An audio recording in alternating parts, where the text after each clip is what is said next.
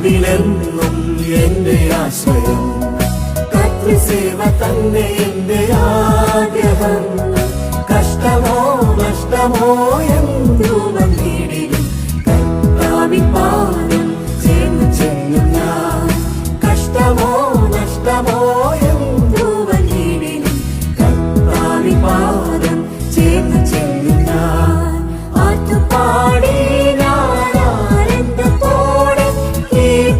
ചേരുന്നു പാട്ടുവേശുവേ, ആറ്റുപാടി ആനന്ദത്തോടെ കീർത്തനം ചേരുന്നു പാട്ടുവേശുവേ.